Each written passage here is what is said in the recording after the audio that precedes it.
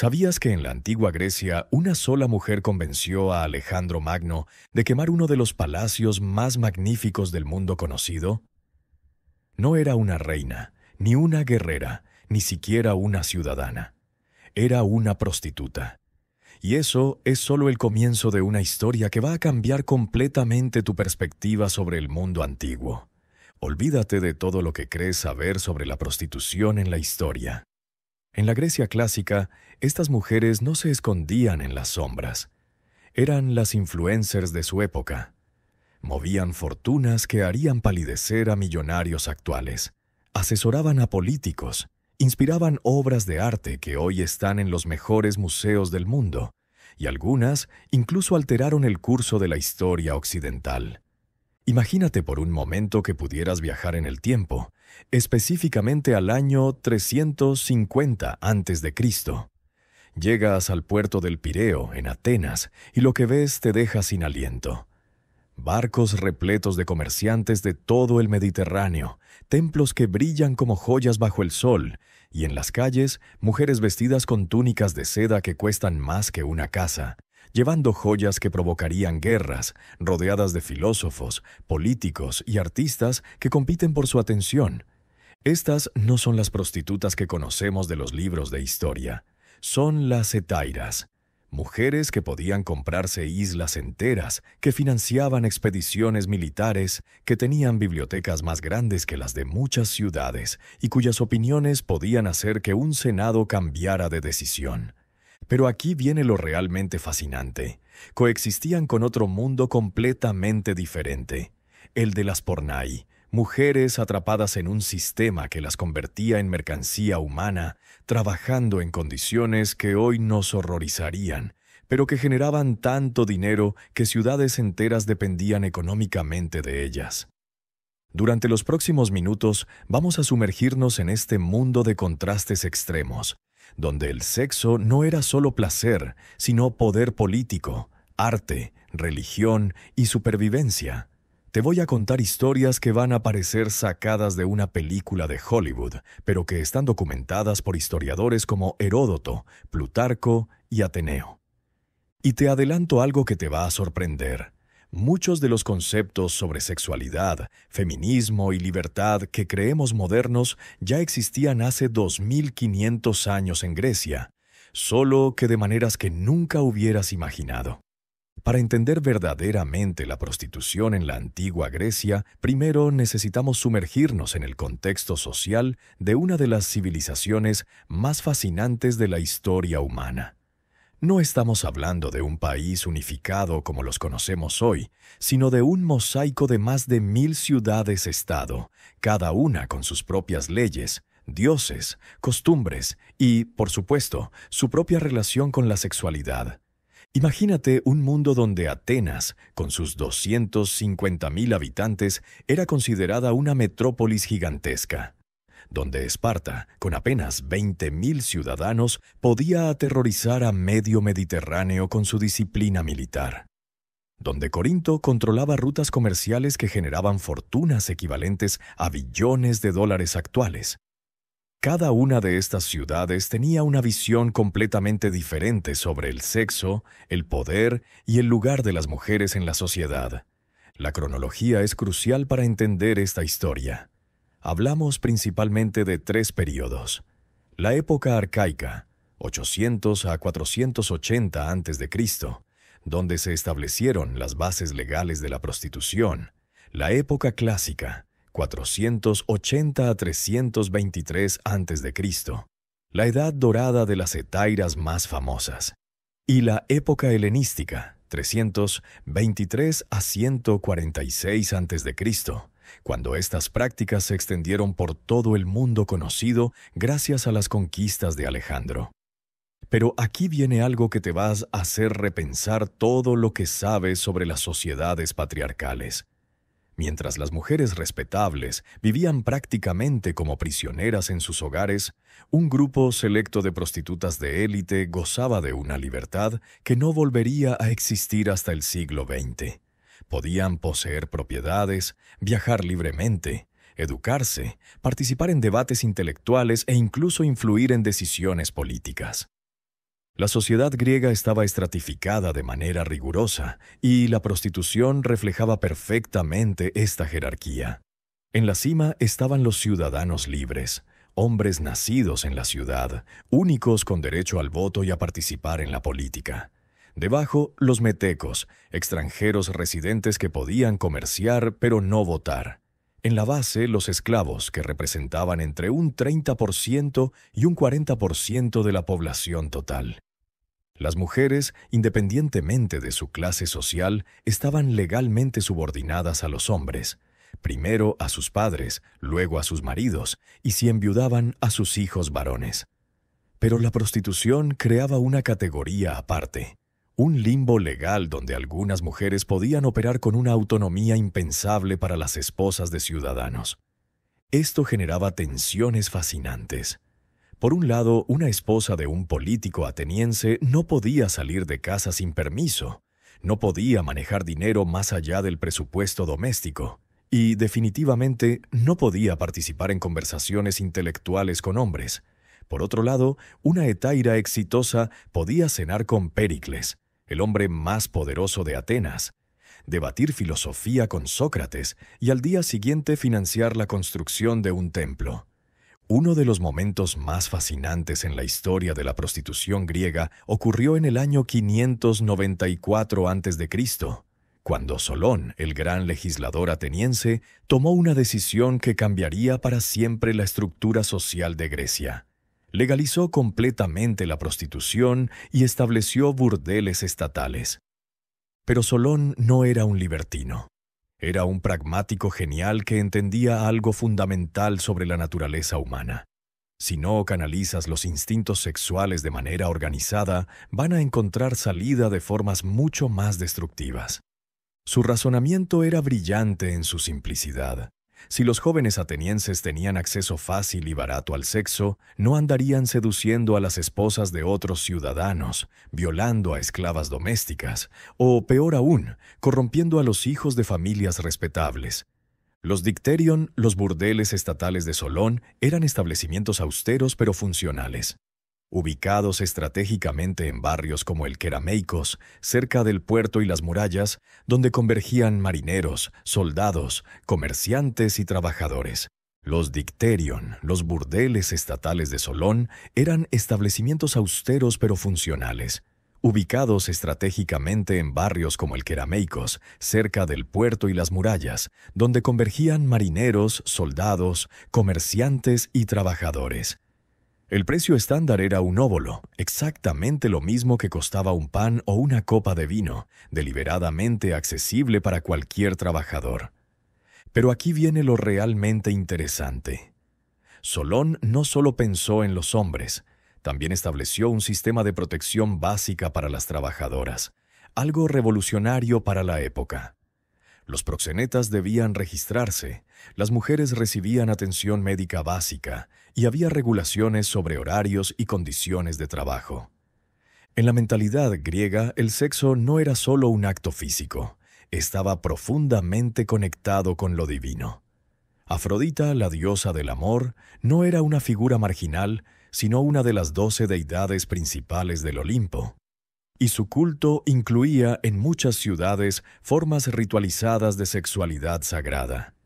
El caso más documentado es el de Corinto, donde el templo de Afrodita en la Acrópolis supuestamente empleaba a 1000 hieródulas, mujeres sagradas que ofrecían sus cuerpos como parte del culto religioso. Los ingresos generados no solo financiaban el mantenimiento del templo, sino también obras públicas, festivales y hasta la defensa de la ciudad. Esto creaba una paradoja fascinante. El mismo acto que en un contexto secular podía ser visto como degradante, en un contexto religioso se convertía en sagrado. Las hieródulas no eran consideradas prostitutas en el sentido tradicional, sino intermediarias entre los mortales y lo divino, canales a través de los cuales los hombres podían acceder a la bendición de la diosa del amor. Ahora, antes de seguir, tengo que contarte algo que me dejó completamente sorprendido cuando comencé a investigar este tema. Durante casi 2000 años, desde la caída del Imperio Romano hasta el siglo XIX, los historiadores cristianos deliberadamente ocultaron o distorsionaron la verdadera dimensión de la prostitución en Grecia. ¿Por qué? Porque desafiaba completamente la narrativa cristiana sobre la sexualidad. Imagínate, ¿cómo explicar a una sociedad medieval que consideraba el sexo fuera del matrimonio como pecado mortal que una de las civilizaciones más admiradas de la historia había elevado a las prostitutas a la categoría de celebridades? No fue hasta que arqueólogos como Heinrich Schliemann comenzaron a desenterrar Pompeya y Herculano en el siglo XIX que el mundo occidental redescubrió la verdadera extensión y complejidad de la sexualidad en la antigüedad. Y aún hoy, muchos libros de texto escolares presentan una versión edulcorada de esta realidad. En el escalón más bajo de la jerarquía de la prostitución griega se encontraban las pornai, palabra que literalmente significa las vendidas y que dio origen al término moderno pornografía. Pero no te dejes engañar por esta etimología aparentemente simple. La vida de las pornai era infinitamente más compleja y variada de lo que sugiere esta traducción. La mayoría de las pornai eran esclavas, pero no todas llegaron a esa condición por las mismas vías. Algunas habían sido capturadas en las constantes guerras que asolaban el mundo griego. Cuando una ciudad era conquistada, las mujeres jóvenes y atractivas eran sistemáticamente separadas del resto de prisioneros y vendidas a traficantes especializados. Otras habían sido vendidas por sus propias familias. En tiempos de hambruna o crisis económica, no era raro que padres desesperados vendieran a sus hijas para que el resto de la familia pudiera sobrevivir. Pero también había un tercer grupo, quizás el más interesante desde el punto de vista sociológico. Mujeres libres que habían elegido la prostitución como alternativa al matrimonio. Piénsalo, para una mujer sin dote en la antigua Grecia las opciones eran extremadamente limitadas. Podías convertirte en una carga para tu familia, mendigar en las calles o venderte como esclava doméstica. La prostitución, por duro que fuera, al menos ofrecía la posibilidad de independencia económica. Los burdeles griegos, lejos de ser los antros sórdidos que podríamos imaginar, eran establecimientos comerciales relativamente organizados. Los mejores, ubicados en barrios como el Kerameikos ateniense, eran casas de 2 plantas con patios internos, decoradas con frescos eróticos y equipadas con todas las comodidades de la época. Baños, cocinas, pequeños altares a Afrodita. Una pornai típica comenzaba su jornada al amanecer con rituales de purificación, baños con agua perfumada con hierbas aromáticas, aplicación de maquillajes elaborados que incluían plomo blanco para blanquear la piel y antimonio para resaltar los ojos. El vestuario era distintivo, túnicas ligeras, a menudo transparentes, de colores brillantes que las distinguían inmediatamente de las esposas respetables, que vestían colores apagados. Durante el día, las pornai no solo atendían clientes. Muchas desarrollaron habilidades complementarias. Algunas aprendieron a tocar instrumentos musicales. Otras se especializaron en danzas eróticas. Algunas incluso aprendieron a leer y escribir, lo que las hacía más valiosas para clientes educados que buscaban conversación además de sexo. Los precios variaban enormemente según la ubicación, el aspecto físico y las habilidades especiales de cada mujer. Una pornai promedio cobraba entre 1 y 3 óbolos por encuentro, pero las más atractivas o talentosas podían cobrar hasta un dracma, especialmente a clientes extranjeros acaudalados. Los proxenetas, llamados pornotropoi en griego, eran una mezcla fascinante de empresarios, protectores y explotadores. Los mejores eran verdaderos hombres de negocios que entendían que su éxito dependía del bienestar de sus trabajadoras. Invertían en su apariencia, las protegían de clientes violentos y las ayudaban a desarrollar habilidades que aumentaran su valor de mercado. Tenemos documentado el caso de Nicareta, una proxeneta del siglo IV a.C. que operaba como una especie de talent scout moderna. Viajaba por las islas griegas buscando niñas huérfanas o familias en crisis económica. Les ofrecía educación, entrenamiento en artes como música y danza, y después de varios años de preparación, las introducía gradualmente en el mundo de la prostitución de élite. El sistema legal era sorprendentemente detallado.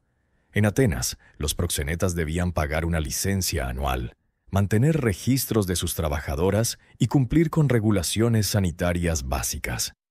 Las propias pornai estaban sujetas al pornicón telos, un impuesto especial que, paradójicamente, las reconocía como contribuyentes legítimas al Estado. Contrariamente a lo que podríamos pensar, la esclavitud en la prostitución griega no era necesariamente un destino permanente.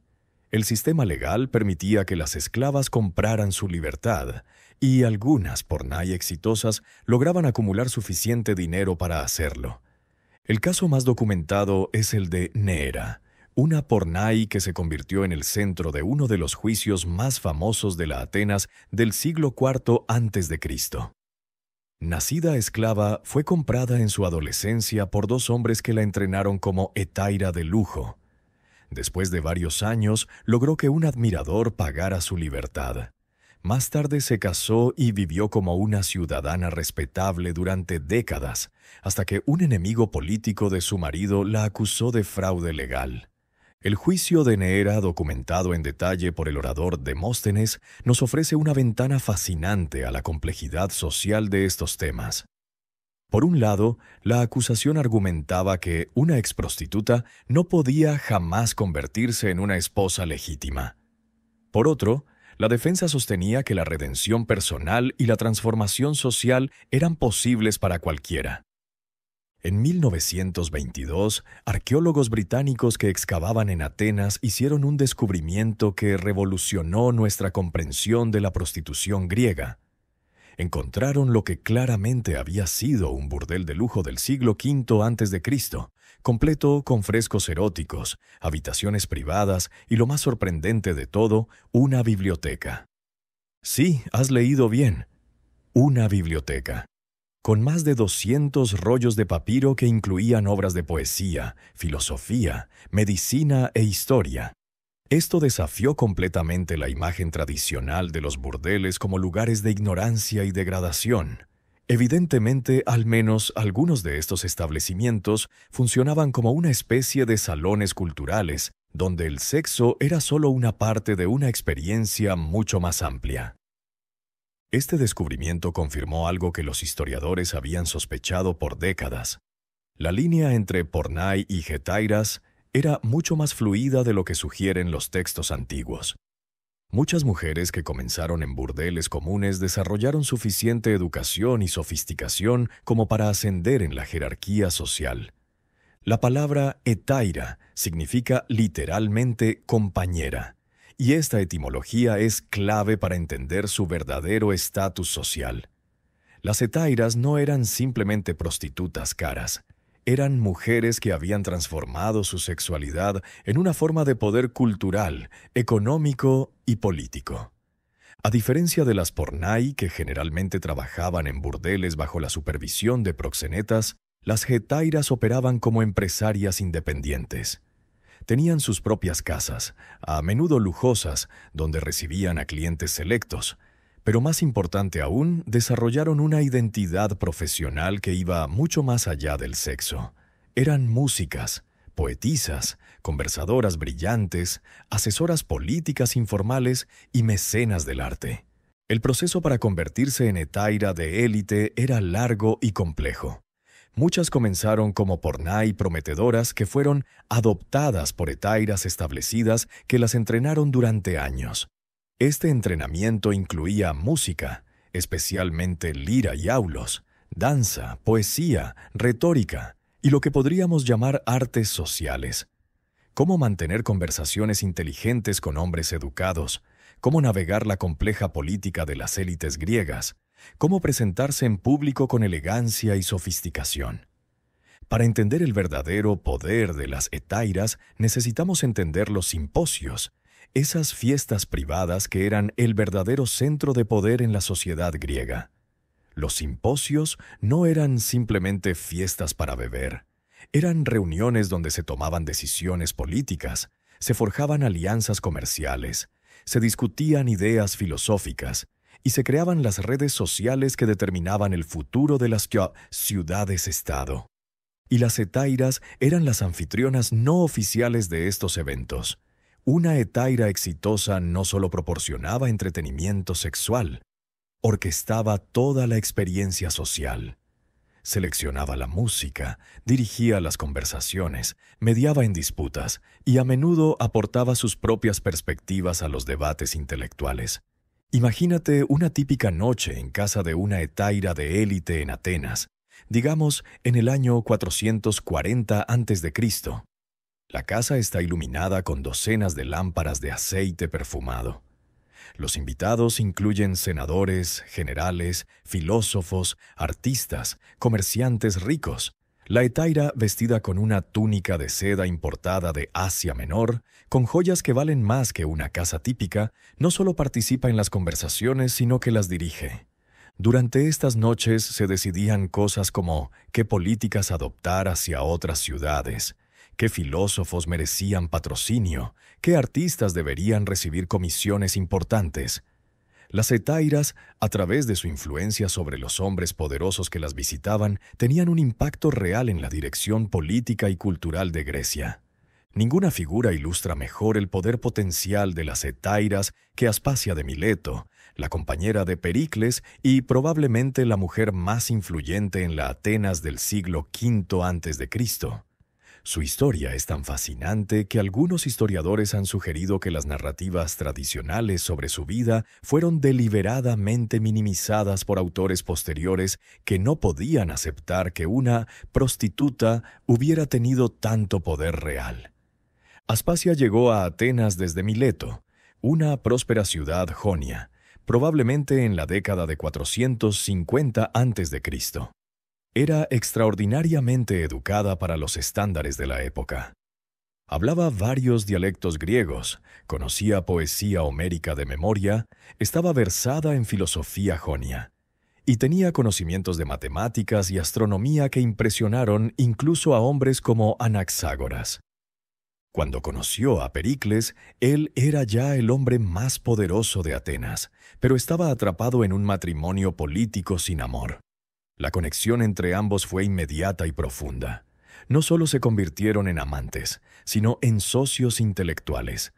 Aspasia comenzó a organizar reuniones en su casa donde los principales intelectuales de Atenas venían a debatir ideas. Estas reuniones se convirtieron en legendarias. Sócrates era un asistente regular y más tarde reconocería públicamente que Aspasia le había enseñado retórica. Anaxágoras, el famoso filósofo natural, consideraba a Aspasia como su igual intelectual. Incluso Platón, que generalmente tenía una visión muy negativa de las mujeres, escribió con respeto sobre su inteligencia. Pero el verdadero poder de Aspasia se manifestó en su influencia sobre la política ateniense. Pericles, que anteriormente había sido conocido por su frialdad calculadora, comenzó a mostrar un interés mucho mayor por temas culturales y filosóficos después de conocerla. Algunos historiadores sugieren que el programa de construcción que creó el Partenón y otros monumentos icónicos fue influenciado por las ideas estéticas de Aspasia. Naturalmente, tanto poder en manos de una mujer y especialmente una hetaira, generó enormes controversias. Los enemigos políticos de Pericles la atacaban constantemente, no solo por su estatus como hetaira, sino por su origen extranjero y por la influencia que ejercía sobre el líder ateniense. En 432 a.C. fue formalmente acusada de impiedad por Hermipo, un poeta cómico que era enemigo político de Pericles. La acusación específica era que había corrompido a las mujeres atenienses organizando encuentros donde se discutían ideas impropias para el sexo femenino, y que había influenciado a Pericles para adoptar políticas religiosas heterodoxas. El juicio se convirtió en una sensación pública. Pericles, que nunca había mostrado emociones en público, rompió a llorar mientras defendía a Aspasia ante el tribunal. Su defensa se centró no solo en la inocencia legal de las acusaciones, sino en el valor de la libertad intelectual y el derecho de las personas talentosas, independientemente de su género o origen, a contribuir a la vida cultural ateniense. Aspasia fue absuelta, pero la experiencia la marcó profundamente. Después de la muerte de Pericles en 429 a.C., durante la plaga de Atenas, se retiró gradualmente de la vida pública, aunque siguió manteniendo un salón intelectual hasta su muerte. Si Aspasia representa el poder intelectual de las hetairas, Friné de Tespias encarna su influencia sobre el arte y la cultura. Su verdadero nombre era Mnesarete, pero la apodaban Friné, Sapo, por su tez amarillenta, un nombre que irónicamente se convirtió en sinónimo de belleza perfecta en todo el mundo griego. Friné llegó a Atenas en la década de 370 a.C. desde Tespias, una pequeña ciudad beocia famosa por sus hermosas mujeres. Era extraordinariamente atractiva, pero también inteligente y ambiciosa. En lugar de conformarse con ser una hetaira más, decidió convertirse en una marca viviente de belleza y sofisticación. Su estrategia fue brillante. En lugar de aceptar a cualquier cliente que pudiera pagar sus servicios, se hizo extremadamente selectiva. Rechazaba a hombres ricos pero vulgares, prefiriendo artistas, filósofos y políticos cultivados, incluso si pagaban menos. Esto creó un aura de exclusividad que paradójicamente aumentó enormemente su valor de mercado. El punto de inflexión en su carrera llegó cuando conoció a Praxíteles, generalmente considerado el mejor escultor de su generación. Praxíteles estaba trabajando en una comisión para un templo de Afrodita en Cnido, pero estaba insatisfecho con todos los modelos que había probado. Cuando conoció a Friné, supo inmediatamente que había encontrado su inspiración. La escultura que resultó de esta colaboración, la Afrodita de Cnido, fue mucho más que una obra de arte. Fue una revolución cultural. Por primera vez en la historia del arte griego, una diosa era representada completamente desnuda. Y no solo desnuda, sino en un momento de vulnerabilidad íntima, como si acabara de salir del baño. La escultura causó una controversia inmensa. Los conservadores religiosos argumentaban que mostrar a una diosa desnuda era un sacrilegio. Los moralistas sociales sostenían que promovería la licencia sexual. Los críticos de arte tradicionalistas insistían en que violaba todas las convenciones estéticas establecidas, pero el público respondió de manera completamente diferente. Cuando la estatua fue instalada en Cnido, la ciudad se convirtió en uno de los destinos turísticos más populares del mundo griego. Barcos llenos de visitantes llegaban diariamente solo para ver la famosa Afrodita. La ciudad construyó un templo circular especial para albergarla, con ventanas que permitían verla desde todos los ángulos. Los ingresos del turismo transformaron Cnido de un puerto menor en una ciudad próspera. Más importante aún, la escultura estableció un nuevo estándar de belleza femenina que influenciaría el arte occidental durante los siguientes 2 milenios. Las copias proliferaron por todo el Mediterráneo y cada región desarrolló sus propias variaciones del tema. Pero la fama de Friné también atrajo problemas. En 350 a.C. fue acusada de impiedad por Eutías, un orador rival que argumentaba que sus representaciones desnudas habían corrompido la moral pública. El juicio se convirtió en uno de los eventos más espectaculares de la historia legal ateniense. Friné contrató a Hipérides, uno de los mejores oradores de su generación, para su defensa. Hipérides construyó una defensa brillante que combinaba argumentos legales, filosóficos y estéticos. Argumentó que la belleza era un regalo de los dioses, que el arte tenía el derecho de representar la verdad divina y que perseguir a Friné era equivalente a perseguir a la propia Afrodita. Pero cuando se dio cuenta de que el jurado no estaba siendo convencido por sus argumentos, Hipérides decidió tomar una medida desesperada y dramática. En medio de su alegato final, se acercó a Friné y de un movimiento rápido le quitó la túnica, dejándola completamente desnuda ante el tribunal. El efecto fue electrizante. Los jueces, confrontados con la belleza que había inspirado la famosa escultura, quedaron mudos de asombro. Hipérides aprovechó el momento para su alegato final. ¿Cómo pueden condenar a alguien en quien los dioses han puesto su propia belleza? ¿Cómo puede ser impía una mujer que es claramente bendecida por Afrodita misma? El jurado votó inmediatamente por la absolución, pero la historia no terminó ahí. El espectáculo había sido tan dramático que se convirtió en legendario. Artistas posteriores crearon pinturas del momento. Dramaturgos escribieron obras sobre el juicio, y la anécdota se contaba en simposios por todo el mundo griego. Aquí viene algo que va a cambiar tu perspectiva sobre el poder económico real de las hetairas más exitosas. Los historiadores tradicionales han tendido a minimizar este aspecto. Pero cuando analizas los registros financieros que han sobrevivido, te das cuenta de que estamos hablando de fortunas absolutamente masivas. Phryné, por ejemplo, se hizo tan rica que en 336 a.C. ofreció pagar de su propio bolsillo la reconstrucción completa de las murallas de Tebas, que habían sido destruidas por Alejandro Magno. Estamos hablando de un proyecto que habría costado millones de dólares en términos actuales. Los tebanos rechazaron la oferta por orgullo, pero el hecho de que pudiera hacerla nos dice algo increíble sobre su riqueza. Y Phryné no era única. Tenemos registros de hetairas que poseían flotas comerciales, que financiaron expediciones de colonización, que compraron islas enteras. Lamia de Atenas, hetaira del siglo III a.C., era tan rica que cuando Demetrio Poliorcetes, uno de los sucesores de Alejandro, necesitó.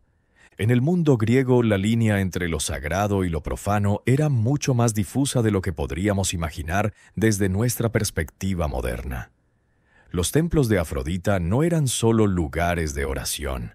Eran centros económicos, culturales y sociales que operaban con una lógica completamente diferente a la que conocemos hoy. El templo más famoso era sin duda el de Afrodita en Corinto, ubicado en la cima del Acrocorinto, una montaña de 575 metros que dominaba la ciudad y el istmo que conecta el Peloponeso con el resto de Grecia.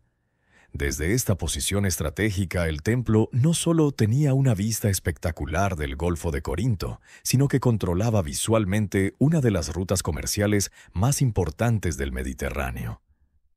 Según Estrabón, el geógrafo del siglo I a.C., el templo empleaba a más de 1000 hieródulas, mujeres sagradas que combinaban funciones religiosas con servicios sexuales. Pero estos números han sido debatidos por historiadores modernos, algunos de los cuales sugieren que Estrabón pudo haber exagerado basándose en fuentes poco confiables.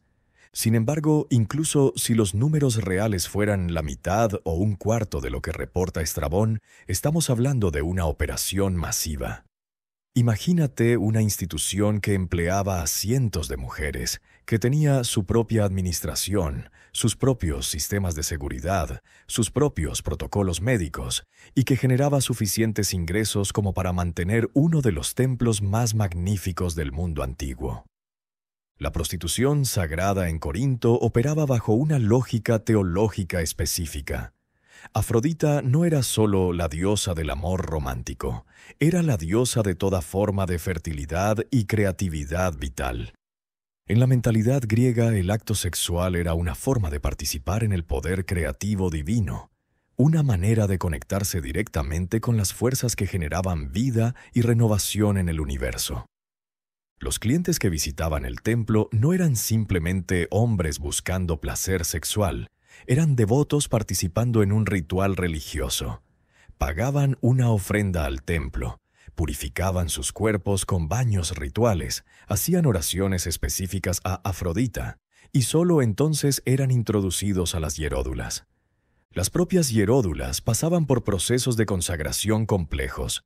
Muchas habían sido dedicadas al templo por sus familias cuando eran niñas, a menudo como cumplimiento de votos religiosos o en gratitud por favores recibidos de la diosa. Otras llegaban como esclavas, pero una vez consagradas, adquirían un estatus especial que las elevaba por encima de las prostitutas seculares. El entrenamiento de una hieródula incluía no solo técnicas sexuales, sino también educación religiosa, música sagrada, danzas rituales y conocimientos básicos de medicina herbaria y anticoncepción. Muchas desarrollaron reputaciones como sanadoras espirituales, consejeras en asuntos amorosos, o incluso como oráculos menores que podían interpretar los deseos de Afrodita. Los ingresos generados por la prostitución sagrada eran verdaderamente masivos, y tenemos suficiente documentación como para hacer estimaciones razonablemente precisas. Un cliente típico pagaba entre 10 y 50 dracmas por una sesión con una hieródula, dependiendo de la duración, la complejidad de los rituales involucrados y el estatus particular de la mujer. Para poner esto en perspectiva, un artesano calificado ganaba aproximadamente un dracma por día de trabajo. Un soldado hoplita recibía un dracma por día durante las campañas militares. Esto significa que una sola sesión con una hieródula costaba entre 1 semana y 2 meses de salario para un trabajador típico. Pero los verdaderos ingresos venían de los clientes ricos, comerciantes internacionales, comandantes militares, políticos de ciudades vecinas y especialmente extranjeros que visitaban Corinto por negocios. Para estos clientes, el templo ofrecía experiencias elaboradas que podían durar varios días e incluir no solo servicios sexuales, sino también ceremonias religiosas privadas, banquetes sagrados y rituales de purificación especiales. Un comerciante rico podría pagar fácilmente 500 dracmas o más por una experiencia completa que incluía alojamiento en los edificios del templo, comidas preparadas según prescripciones religiosas específicas, acceso a los santuarios interiores normalmente vedados al público, y la compañía exclusiva de las hieródulas más experimentadas. Chipre, considerada el lugar de nacimiento de Afrodita según la mitología griega, tenía sus propias tradiciones únicas de prostitución sagrada. El templo principal en Pafos no solo atraía peregrinos de todo el Mediterráneo oriental, sino que había desarrollado una teología sofisticada que integraba elementos griegos, fenicios y locales. Una de las características más interesantes del culto chipriota era la práctica de la prostitución temporal. Mujeres casadas de familias respetables durante ciertos festivales anuales servían temporalmente como hieródulas. No era considerado adulterio ni degradación, sino un acto de piedad religiosa que traería bendiciones sobre sus matrimonios y familias. Esta práctica generaba dinámicas sociales fascinantes. Durante los festivales de Afrodita, las jerarquías sociales normales se suspendían parcialmente. Una esposa de senador podría servir como hieródula durante 1 semana, atendiendo a comerciantes, soldados o incluso esclavos ricos, sin que esto afectara su estatus social una vez terminado el festival. Los registros del templo de Pafos, algunos de los cuales han sobrevivido en inscripciones, muestran que estas participantes temporales a menudo hacían donaciones significativas al templo, sugiriendo que la experiencia era vista como profundamente gratificante, tanto espiritual como personalmente. Algunos historiadores modernos, especialmente desde la década de 1980, han cuestionado si la prostitución sagrada, tal como la describieron autores antiguos como Heródoto y Estrabón, realmente existió en la forma que ellos reportaron. Algunos académicos argumentan que estos autores, escribiendo desde perspectivas culturales específicas, pudieron haber malinterpretado rituales de fertilidad complejos o prácticas matrimoniales locales. La arqueóloga Julia Asante, por ejemplo, ha argumentado que mucho de lo que los griegos interpretaron como prostitución sagrada eran en realidad rituales de matrimonio sagrado, ceremonias de iniciación sexual o prácticas religiosas que involucraban sexualidad simbólica más que literal.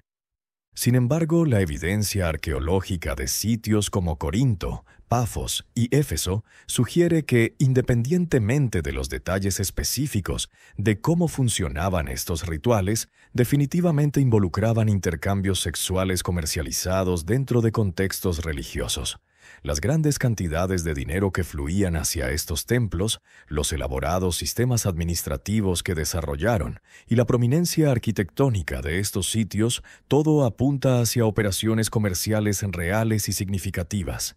En 1988, arqueólogos trabajando en el sitio del antiguo templo de Afrodita en Corinto hicieron un descubrimiento que proporcionó evidencia física directa de la prostitución sagrada.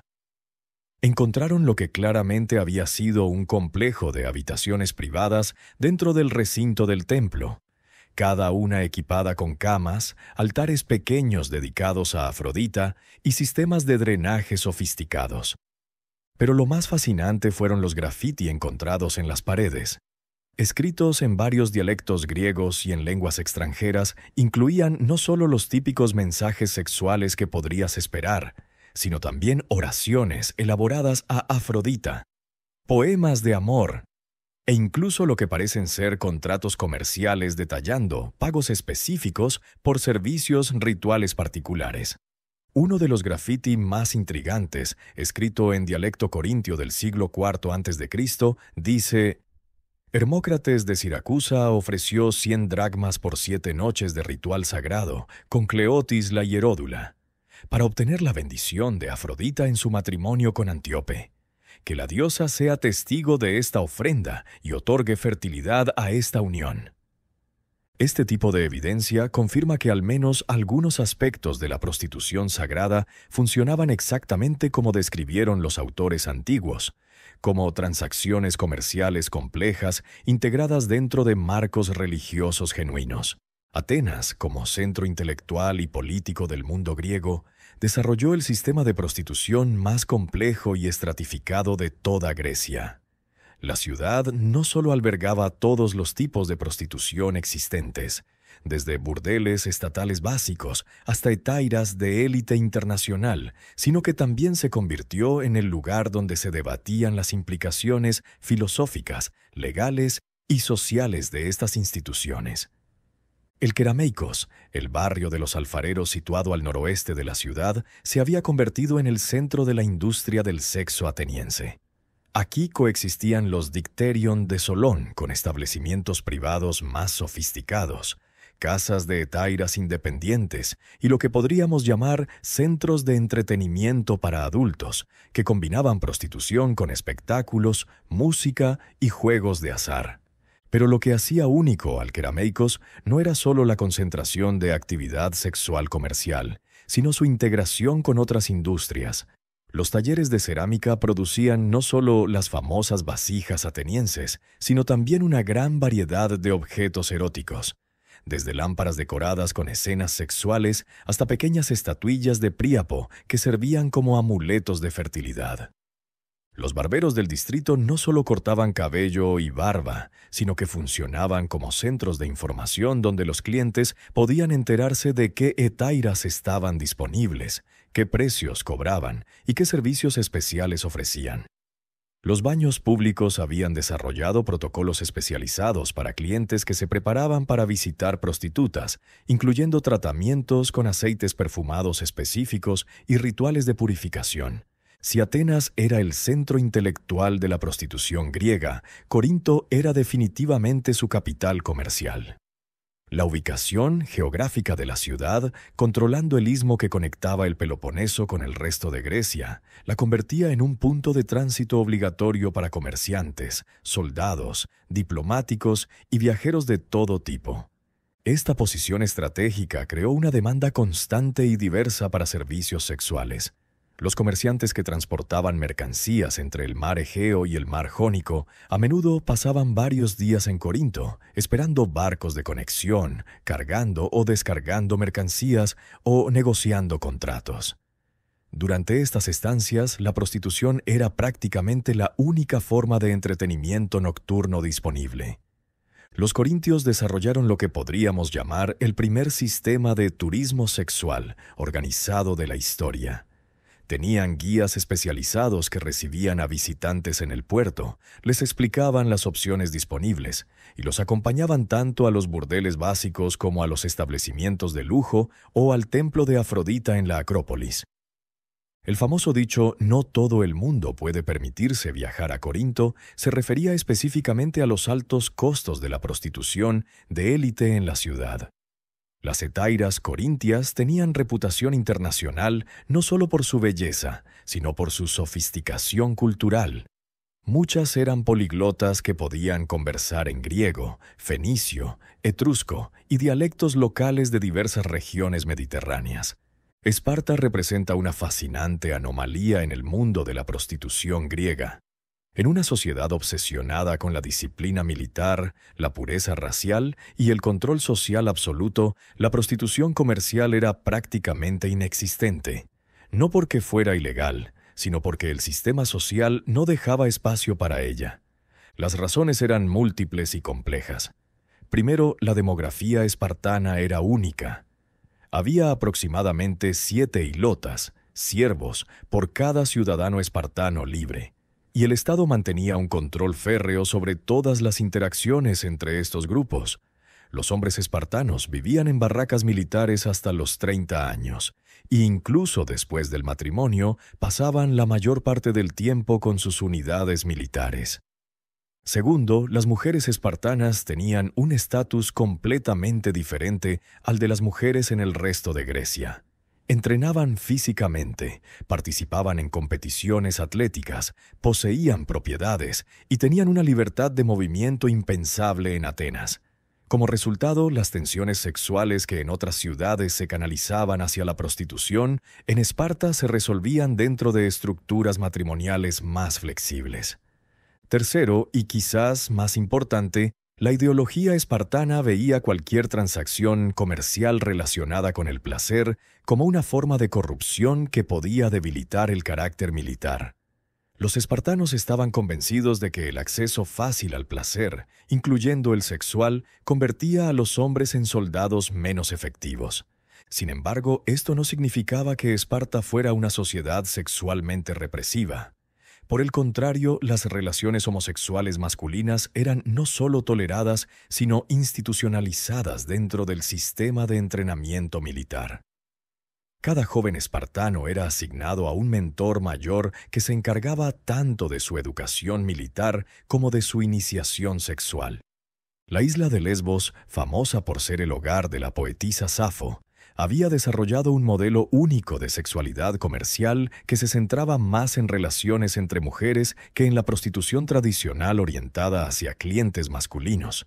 Safo, que vivió entre 630 y 570 a.C., no era prostituta en ningún sentido tradicional, pero dirigía lo que los académicos modernos han llamado un tiasus, una especie de escuela-comunidad religiosa dedicada a Afrodita y las musas, donde jóvenes mujeres de familias aristocráticas recibían educación en música, poesía, danza y, aparentemente, amor lésbico.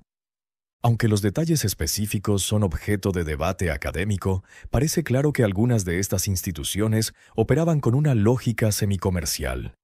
Las familias pagaban por la educación de sus hijas, y parte de esa educación incluía experiencias sexuales que las prepararían tanto para el matrimonio heterosexual como para relaciones románticas con otras mujeres. Lo que hace fascinante a Lesbos desde la perspectiva de la historia de la prostitución es que desarrolló un mercado de servicios sexuales que no dependía de la explotación de esclavas o mujeres desesperadas económicamente. En cambio, funcionaba como una extensión de instituciones educativas y religiosas legítimas. Algunas de las estudiantes de estos centros, después de completar su educación, se establecían como independientes, ofreciendo servicios similares. Educación musical y poética para mujeres jóvenes, acompañada de iniciación sexual. No eran consideradas prostitutas, sino educadoras especializadas, y sus servicios eran demandados por familias aristocráticas de todo el mundo griego. En 2019, arqueólogos marinos trabajando cerca de la costa de Creta hicieron un descubrimiento extraordinario. Los restos de lo que claramente había sido una ciudad portuaria del período helenístico, perfectamente preservada bajo sedimentos marinos. Pero lo que convirtió este hallazgo en verdaderamente revolucionario fue lo que encontraron en el distrito de entretenimiento de la ciudad.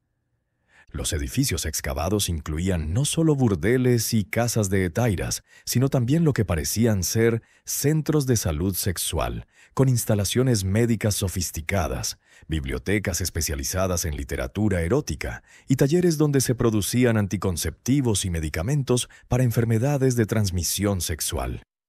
Uno de los papiros encontrados contiene lo que parece ser un manual de entrenamiento para hetairas, escrito en griego pero con influencias evidentes de tradiciones médicas egipcias y babilónicas.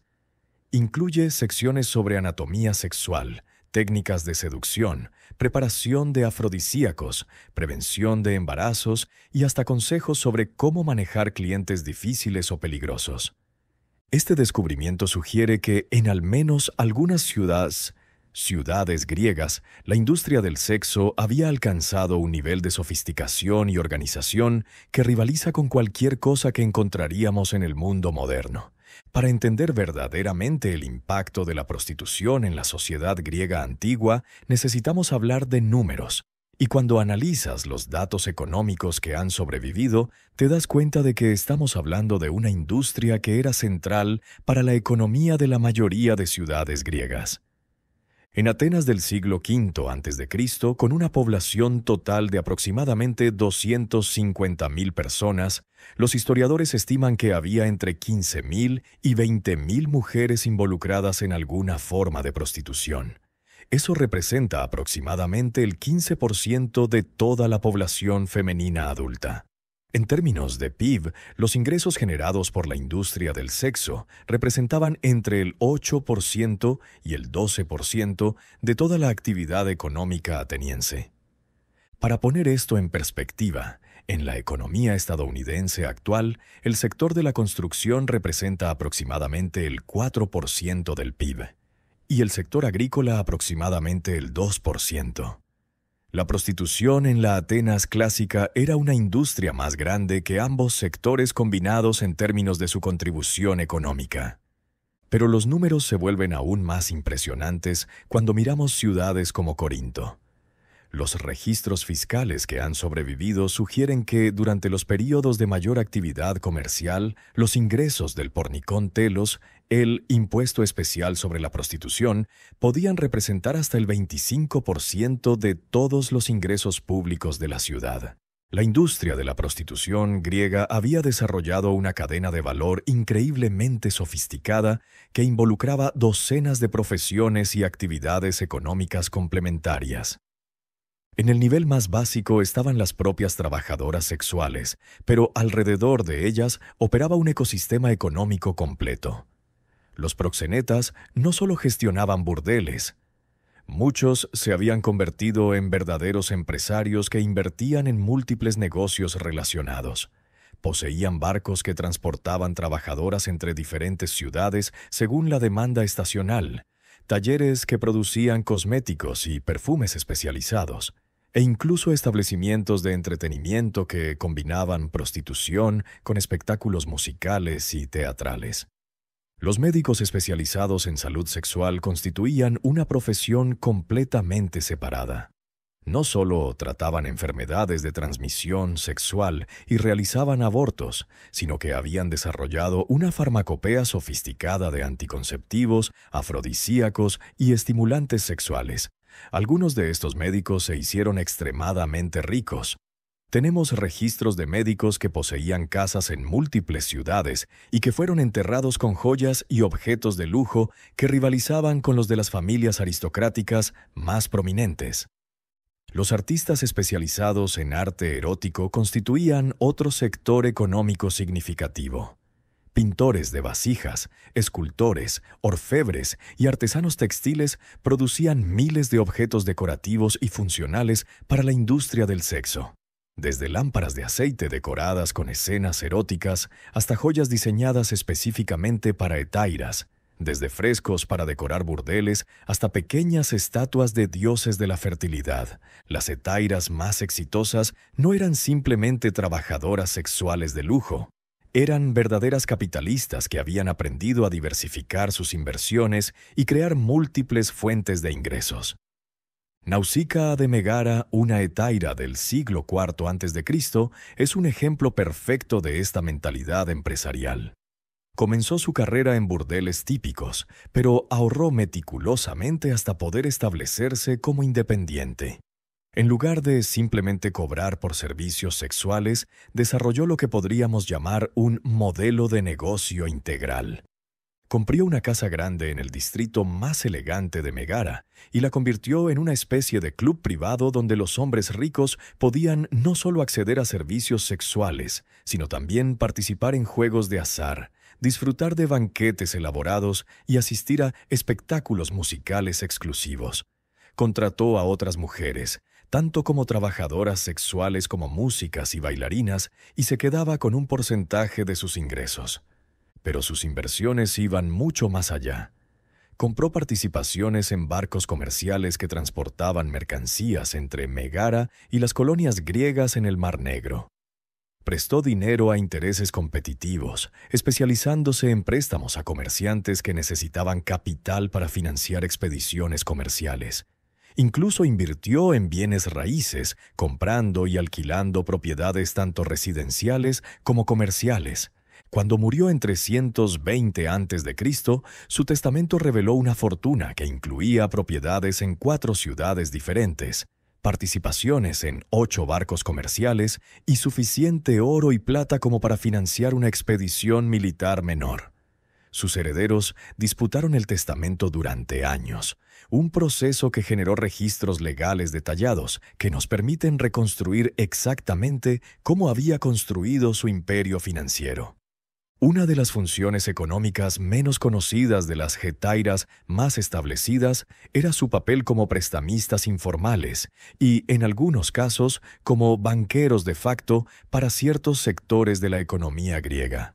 Esto surgió naturalmente de las características específicas de su trabajo. Las hetairas de élite manejaban grandes cantidades de dinero en efectivo. Tenían acceso a información privilegiada sobre las finanzas y los planes comerciales de sus clientes, y operaban en redes sociales que cruzaban fronteras políticas y geográficas. Lamia de Atenas, que vivió durante el siglo III a.C., ejemplifica esta función. Era la hetaira favorita de Demetrio Poliorcetes, uno de los sucesores de Alejandro Magno, pero también mantenía relaciones con comerciantes, políticos y generales de múltiples ciudades-estado. Cuando Demetrio necesitaba financiar una campaña militar contra Ptolomeo I en Egipto, acudió a Lamia no solo como amante, sino como socia financiera. Ella no solo contribuyó con su propio dinero, sino que utilizó su red de contactos para organizar un consorcio de prestamistas que incluía a otras hetairas, comerciantes ricos y hasta algunas viudas aristocráticas que habían heredado fortunas sustanciales. El préstamo total fue de 300 talentos, una suma astronómica equivalente a varios millones de dólares actuales. Lamia recibió no solo intereses sobre su propia contribución, sino también comisiones por organizar las contribuciones de otros, convirtiendo efectivamente la operación en un banco de inversión especializado en financiamiento militar. La demanda de productos de lujo generada por las hetairas más exitosas creó sectores económicos especializados que no habrían existido de otra manera. Los perfumistas, por ejemplo, desarrollaron fragancias específicamente para diferentes tipos de hetairas. Las que se especializaban en clientes militares usaban perfumes con notas de cuero y especias que evocaban masculinidad y aventura. Las que atendían a filósofos e intelectuales preferían fragancias más sutiles basadas en flores y hierbas que no distraerían de la conversación. Las que trabajaban en contextos religiosos usaban inciensos y aceites específicos asociados con diferentes dioses. Los joyeros crearon estilos específicos que se convirtieron en distintivos de la profesión. Las hetairas popularizaron el uso de cadenas de oro delicadas que resaltaban el cuello y los hombros, anillos con piedras preciosas que llamaban la atención sobre las manos y pendientes elaborados que enmarcaban el rostro. Estos estilos fueron tan asociados con las hetairas que cuando las mujeres respetables comenzaron a adoptar elementos similares, causó escándalos sociales. Los cosmetólogos de la época desarrollaron técnicas de maquillaje que requerían horas de aplicación y productos extremadamente costosos. El maquillaje típico de una hetaira de élite incluía una base de plomo blanco para blanquear la piel, rouge hecho de cinabrio rojo para las mejillas y los labios, antimonio negro para delinear los ojos, y varios polvos y cremas para resaltar diferentes características faciales. En 1952, arqueólogos trabajando en una casa privada en el antiguo puerto de Aegina hicieron un descubrimiento que revolucionó nuestra comprensión de las finanzas de las hetairas. Encontraron lo que claramente era el archivo personal de una hetaira llamada Metanira, que había vivido durante el siglo III a.C. El archivo incluía más de 200 contratos, recibos, cartas comerciales y registros financieros que documentaban en detalle increíble cómo operaban realmente las finanzas de una hetaira exitosa. Los documentos revelan que Metanira no solo ofrecía servicios sexuales, sino que había desarrollado lo que solo podemos describir como una corporación diversificada. Poseía participaciones en una mina de plata, 3 barcos comerciales, 2 talleres de cerámica, una fábrica de perfumes y una cadena de posadas que se extendía desde Aegina hasta Rodas. Empleaba a más de 50 personas directamente y tenía contratos comerciales con empresarios en 12 ciudades diferentes. Pero lo más fascinante era su sistema de contabilidad. Llevaba registros separados para cada línea de negocios, calculaba depreciación en sus activos físicos, y hasta tenía lo que solo podemos describir como un sistema primitivo de seguros donde distribuía riesgos entre múltiples inversores. Su fortuna personal, al momento de su muerte, fue valuada en más de 150 talentos, haciéndola una de las mujeres más ricas del mundo griego. Para poner esto en perspectiva, la construcción completa del Partenón costó aproximadamente 500 talentos. Las hetairas no solo eran consumidoras pasivas de arte y cultura, fueron catalizadoras activas de una revolución artística que transformó la estética griega y, por extensión, toda la tradición artística occidental. Antes del siglo V a.C., la representación del cuerpo femenino en el arte griego era relativamente conservadora y estilizada. Las mujeres aparecían completamente vestidas, en poses formales, a menudo como figuras secundarias en escenas dominadas por hombres. Pero la influencia de las hetairas cambió radicalmente esta tradición. El primer cambio significativo fue la introducción de lo que los historiadores de arte llaman realismo erótico. Los artistas que trabajaban para hetairas o se inspiraban en ellas comenzaron a representar cuerpos femeninos con un nivel de detalle anatómico y sensualidad que era completamente nuevo en el arte griego. Policleto, uno de los escultores más famosos del siglo V a.C., creó una serie de esculturas de Venus de pie que claramente estaban basadas en hetairas reales. Estas esculturas mostraban mujeres en poses naturales y relajadas, con expresiones faciales que sugerían personalidad e inteligencia individual en lugar de la idealización genérica típica del arte anterior. Pero la verdadera revolución llegó con Praxíteles y su Afrodita de Cnido.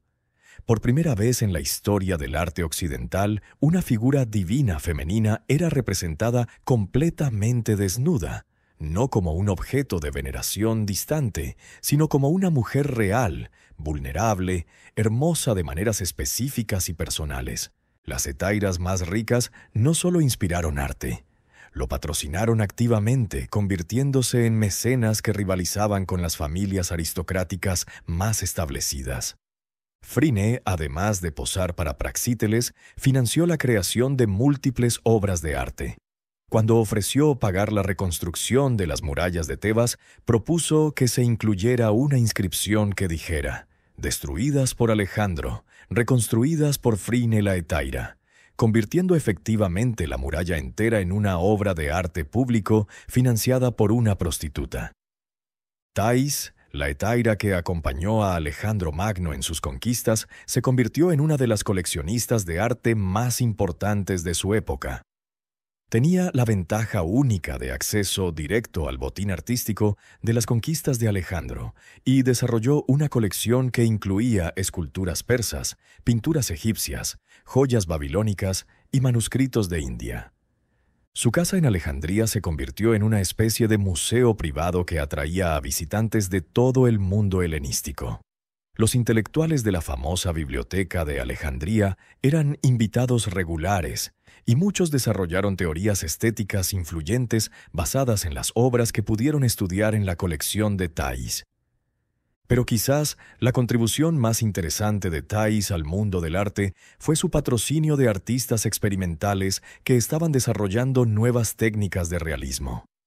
Financió a pintores que estaban experimentando con perspectiva, escultores que trabajaban con materiales exóticos importados de Asia y arquitectos que incorporaban elementos decorativos persas y egipcios en diseños griegos tradicionales.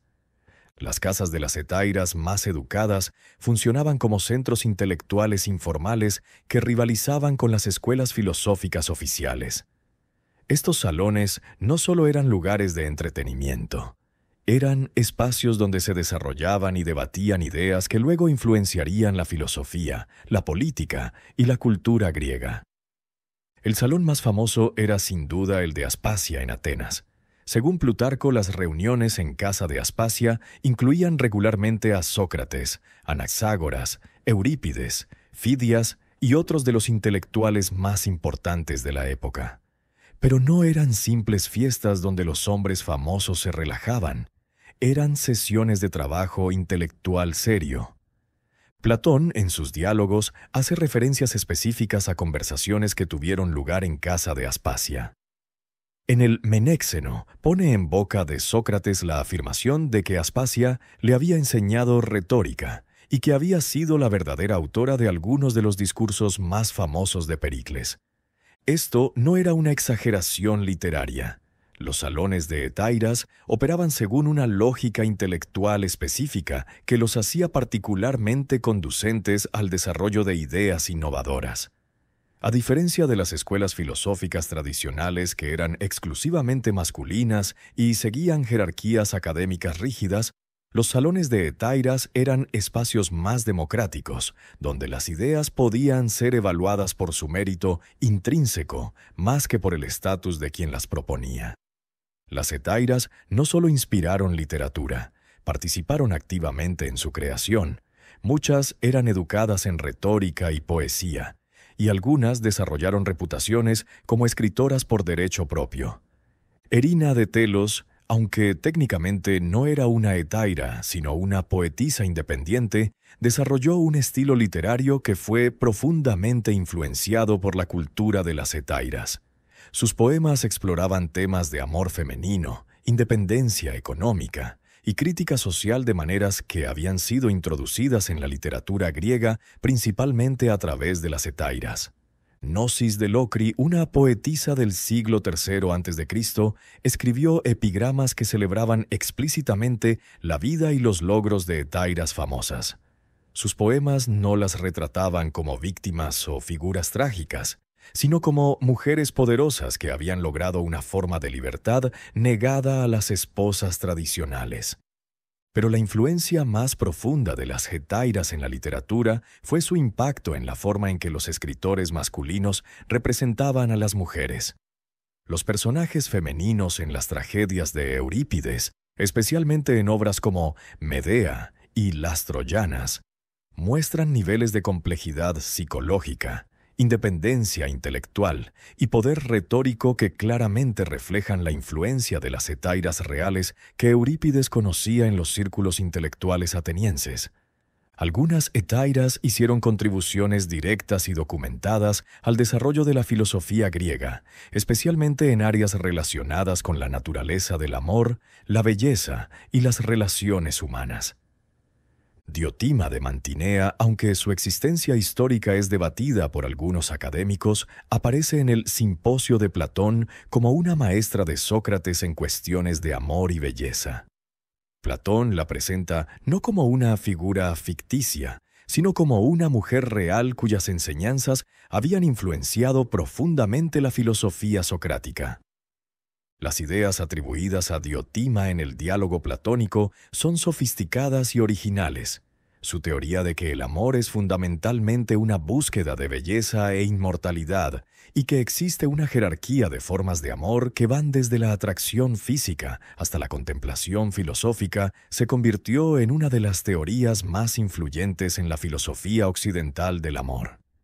Independientemente de si Diotima existió como individuo histórico específico, está claro que Platón estaba incorporando ideas que habían sido desarrolladas en los círculos intelectuales donde las hetáiras participaban activamente.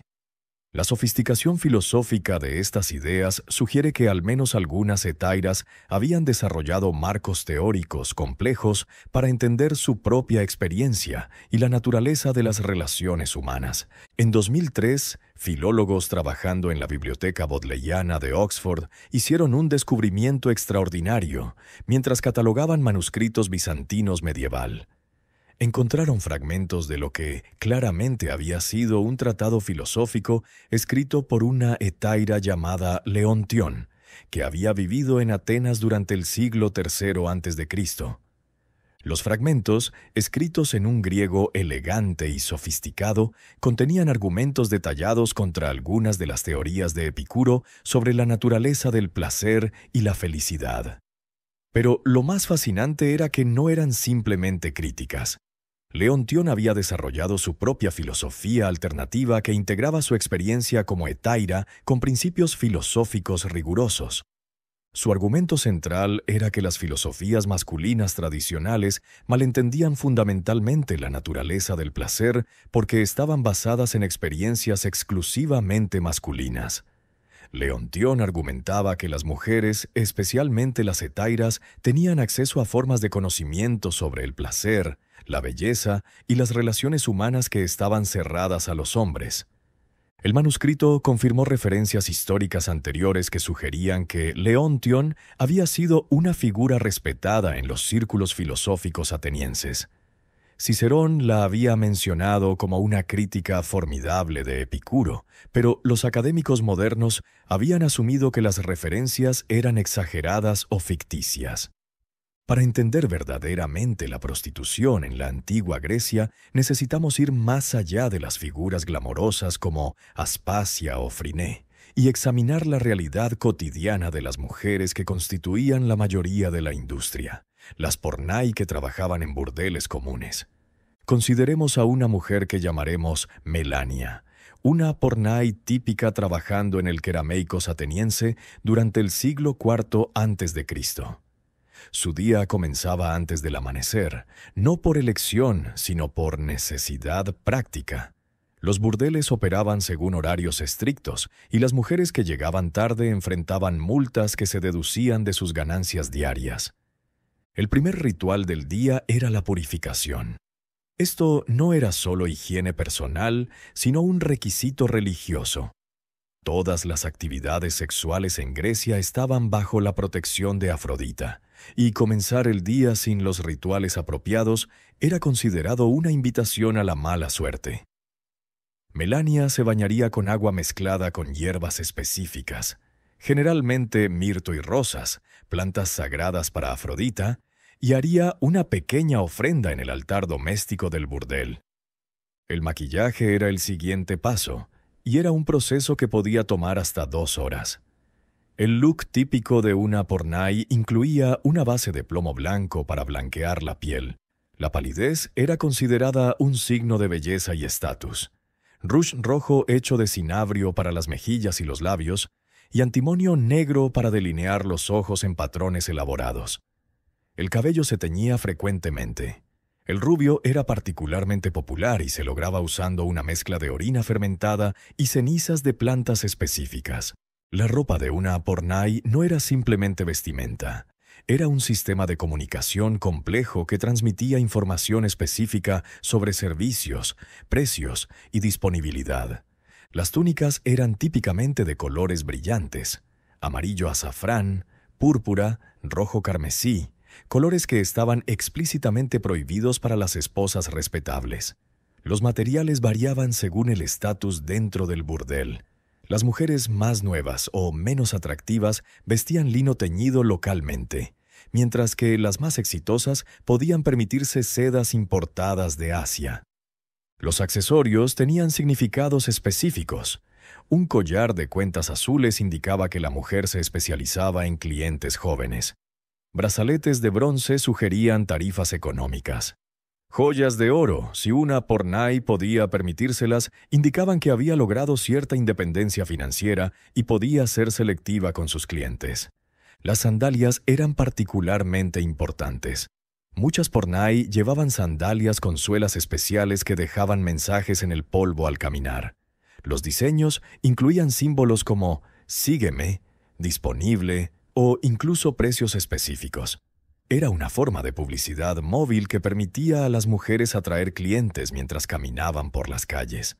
Contrariamente a las ideas modernas sobre la prostitución antigua, el trabajo de una pornai típica no consistía exclusivamente en encuentros sexuales. Los burdeles griegos funcionaban más como centros de entretenimiento para adultos que ofrecían una variedad de servicios. Una pornai promedio podía pasar solo 30 a 40% de su tiempo en actividades sexuales directas. El resto del día incluía actuaciones musicales, conversación, participación en juegos y lo que podríamos llamar terapia social. Escuchar los problemas de clientes solitarios, ofrecer consejos sobre relaciones o simplemente proporcionar compañía para hombres que querían evitar comer o beber solos. Las mujeres más inteligentes desarrollaban especialidades que las hacían más valiosas. Algunas aprendían a tocar instrumentos musicales específicos. El aulos, una especie de oboe doble, era particularmente popular. Otras se especializaban en danzas regionales de diferentes partes del mundo griego. Las más ambiciosas aprendían a leer y escribir, lo que les permitía ofrecer servicios de escribanía para clientes analfabetos. Los horarios variaban según la temporada y la demanda. Durante los festivales religiosos, cuando las actividades sexuales estaban restringidas, los burdeles funcionaban más como tabernas que servían comida y bebida.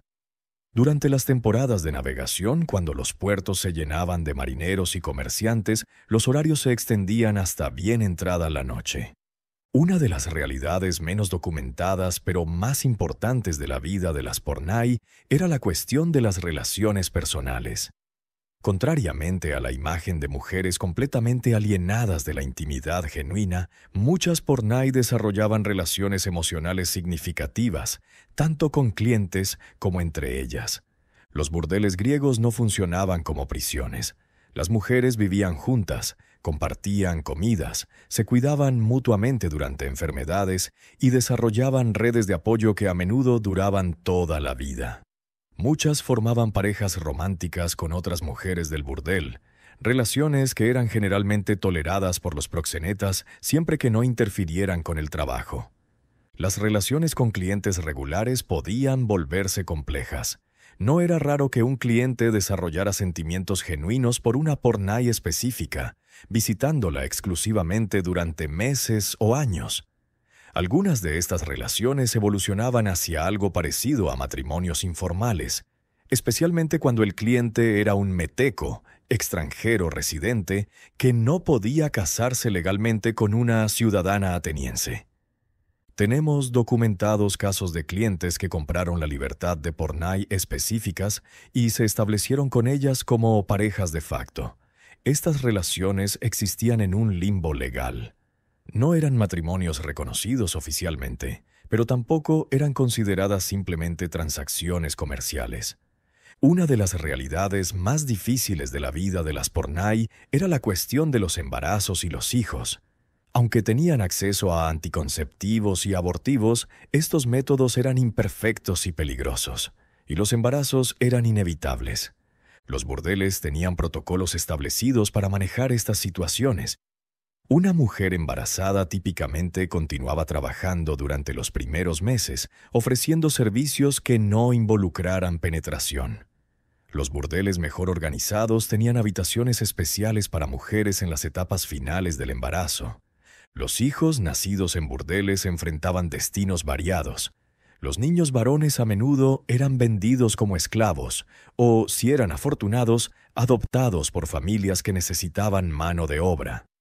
Las niñas frecuentemente se quedaban en el burdel y eventualmente seguían el camino de sus madres, aunque algunas eran vendidas a familias que buscaban sirvientes domésticas.